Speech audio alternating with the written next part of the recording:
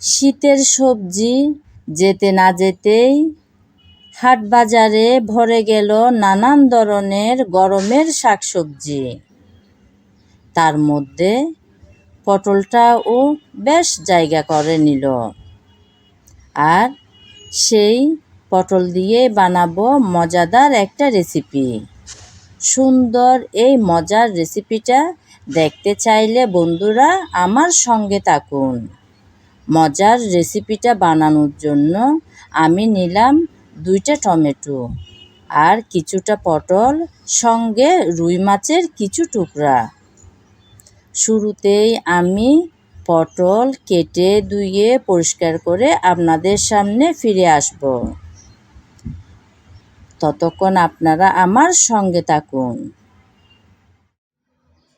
পটল কেটে ধুয়ে পরিষ্কার করে নিলাম।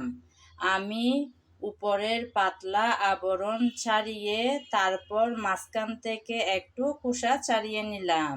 এরকম লম্বালম্বি সাইজ করে কেটে নিয়েছি। তারপর মাছগুলোর মধ্যে লবণ আর হলুদ মেখে রাখলাম, কারণ আজকের মাছগুলো রান্না করব আমি ভেজে, তাই ভাজার জন্য লবণ আর হলুদ মেখে নিয়েছি।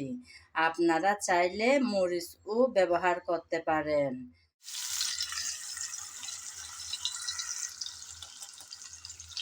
মাছ ভাজার জন্য আমি আগে থেকে চুলায় একটা প্যান বসিয়ে তাতে পরিমাণ মতো তেল দিয়েছিলাম।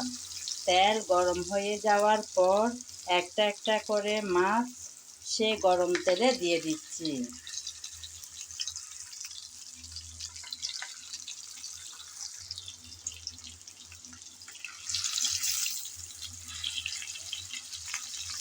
একটা একটা করে সবগুলো মাছ দিয়ে দিলাম।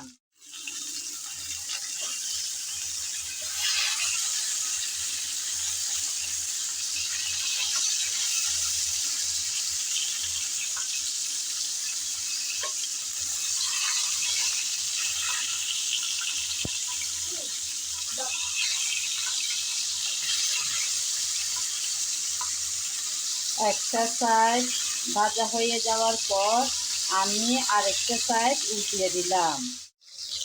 উল্টিয়ে পাল্টিয়ে দুটো সাইড আমি ভেজে নিয়েছি। এখন মাছগুলো সব তুলে নেব। মাছগুলো সব তুলে নিয়ে তারপর চলে যাব রান্নায়। মাছ সব ভেজে তুলে নেওয়ার পর মাছ ভাজার তেলগুলো আমি আরেকটা প্যানে তুলে নিলাম। সেই তেল গরম হয়ে গেল। গরম তেলে দিয়ে দিচ্ছি পেঁয়াজ কুচি। আমি আজকের রান্নাটা করব মাছ ভাজার তেলে, তাই মাছ ভাজার তেলে পেঁয়াজ কুচি দিয়ে দিলাম। আপনাদের যদি এভাবে ভালো না লাগে তাহলে আবার নতুন করে তেল বসিয়ে রান্নাটা করতে পারেন। পেঁয়াজ কুচি দিয়ে দিলাম। এখন নেড়ে চেড়ে হালকা ব্রাউন কালার করে পেঁয়াজ ভেজে নেব। মাছ ভাজার তেলে মাছ রান্না করলে মাছের স্বাদ অনেকটাই ভালো আসে, তাই আমি প্রায় সময় মাছ ভাজার তেলেই মাছগুলো রান্না করে থাকি। যদি তেলগুলো ভালো থাকে, অর্থাৎ তেল পুড়ে গেলে কালো হয়ে গেলে সেই তেল আর ব্যবহার করি না। তেল ভালো থাকলে সেই তেল দিয়ে রান্নাটা শেষ করি।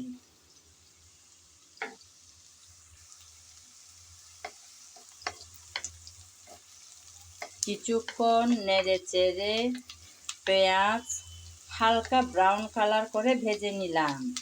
এখন দিয়ে দেব আদা বাটা আর রসুন বাটা। আমি আদা আর রসুন একসাথেই বেটে রেখেছিলাম, ওখান থেকে কিছুটা পরিমাণ দিয়ে দিলাম।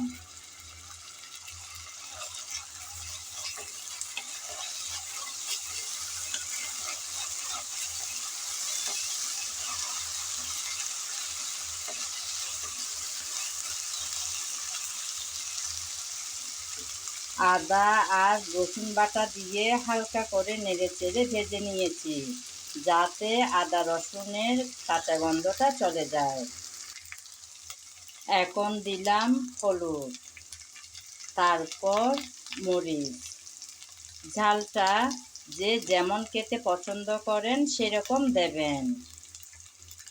মরিচ দেওয়ার পর দিচ্ছি জিরা, ধনিয়া, গরম মশলা সব একসাথে গুঁড়ো করা পাউডার।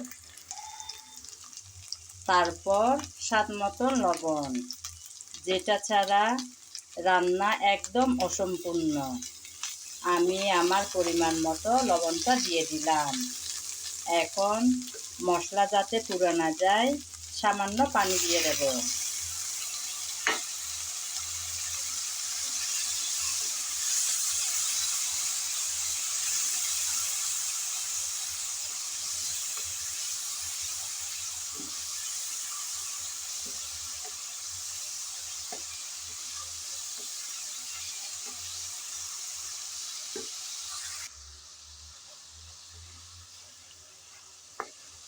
সামান্য পানি দিয়েছিলাম যাতে মশলা পুড়ে না যায়। মশলা পুড়ে গেলে তরকারির স্বাদ একদম ভালো আসবে না, খুব বিশ্রী একটা পোড়া পোড়া স্মেল চলে আসবে, তখন ভালো লাগবে না খেতে। খুব যত্ন সহকারে এই কষানোর কাজটা করতে হয়। তরকারির ভালো মন্দ স্বাদ আসে ভালোভাবে কষানোর উপর, যেমন সুন্দর কালার, সুন্দর ঘ্রাণ, ভালো স্বাদ, তিনটাই কিন্তু আসে ভালোভাবে কষিয়ে নেওয়ার পর। তাই খুব যত্ন সহকারে এই কষানোর কাজটা করতে হয়। নেড়ে চেড়ে ভালোভাবে মশলা কষিয়ে নিলাম।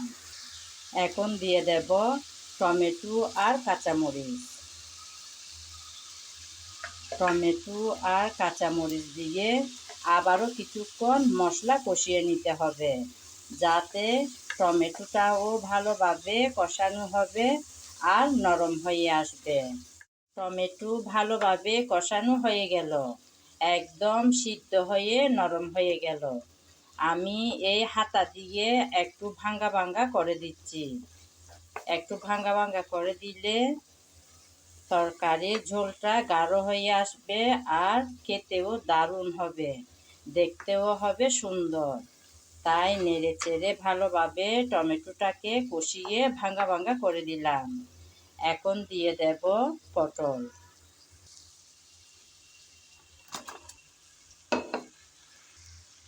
পটল দিয়ে নেড়ে চেড়ে ভালোভাবে কষিয়ে নেব। যারা সবজি না ভেজে খেতে পারেন না তারা পটল রান্না করার আগে মাছ ভাজার সময় ভেজে নিতে পারেন। আমি কাঁচাই ব্যবহার করব, তাই না ভেজেই বসিয়ে দিলাম রান্নাতে। আসলে বন্ধুরা, এক এক অঞ্চলের মানুষ এক এক রকম করে রান্না করে, কিংবা এক এক দেশের মানুষ এক এক রকম করে রান্না করে। আমরা কিভাবে রান্না করি সেভাবে তুলে ধরলাম। আমরাও মাঝে মধ্যে সবজি ভেজে রান্না করি, যখন যেভাবে রান্না করতে হয় সেভাবে রান্নাটা সম্পন্ন করি। কিছুক্ষণ পর আবারও চলে আসলাম একটু নেড়েচেড়ে মিশিয়ে নেব বলে, কারণ নিচে লেগে যাওয়ার সম্ভাবনা থাকতে পারে। আমি কিন্তু এখনো পানি ব্যবহার করিনি তো, তাই নিচে লেগে যাওয়ার সম্ভাবনা থাকতে পারে। আবারও একটু নেড়েচেড়ে ভালোভাবে কষিয়ে নিলাম। আর কিন্তু কষাতে হবে না। এখন দিয়ে দেব পরিমাণ মতো পানি।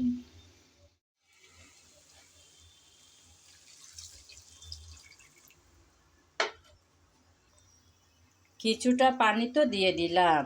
এখন দিয়ে দেব উপরে একটা একটা করে আগে থেকে ভেজে রাখা সব মাছগুলো।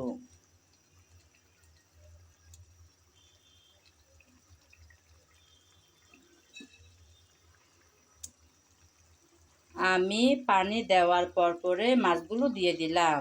মনে হচ্ছে আর একটু পানি লাগবে, তাই দিয়ে দেব। আমি ফুটানো পানি দিয়েছি, তাই পানি দেওয়ার সঙ্গে সঙ্গে মাছগুলো বসিয়ে দিলাম। আপনারা যদি কাঁচা পানি দিয়ে থাকেন তাহলে পানি দেওয়ার পর ভালোভাবে একটা ব্লক চলে আসলে তারপর মাছগুলো দেবেন। মাছগুলো দিয়ে পানি দিয়ে হালকা হাতে একটু নেড়েচেড়ে মিশিয়ে নিলাম। এখন ঢাকনা দিয়ে কিছুক্ষণ রান্না করে নেব।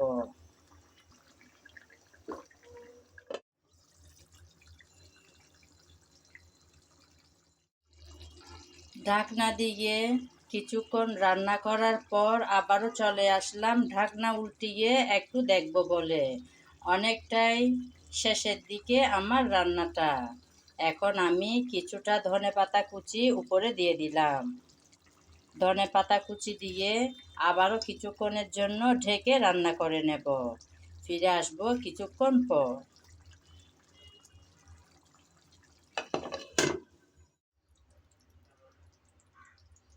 এই যে বন্ধুরা, আবারও চলে আসছি রান্নাঘরে। আমি ধনেপাতা কুচি দিয়ে চুলাটা একদম ছোটো করে দিয়ে বসিয়ে রেখে গিয়েছিলাম। আমার রান্না কিন্তু একদম রেডি হয়ে গেল। খুব সহজেই ঘরে থাকা উপকরণ দিয়ে মজাদার এই পটলের রান্নাটা করেছি। চাইলে আপনারা একবার ট্রাই করে দেখতে পারেন। এখন চুলা একদম বন্ধ করে দিয়েছি, কারণ রেডি হয়ে গেল মজাদার আজকের রান্নাটা। এতক্ষণ যারা আমার সঙ্গে ছিলেন, আমার ভিডিও জুড়ে ছিলেন, তাদেরকে জানাই অসংখ্য অসংখ্য ভালোবাসা। আগামী ভিডিও দেখার আমন্ত্রণ জানিয়ে আজ এখানেই বিদায় নিলাম। সবাই ভালো থাকবেন, সুস্থ থাকবেন আর নিরাপদে থাকবেন।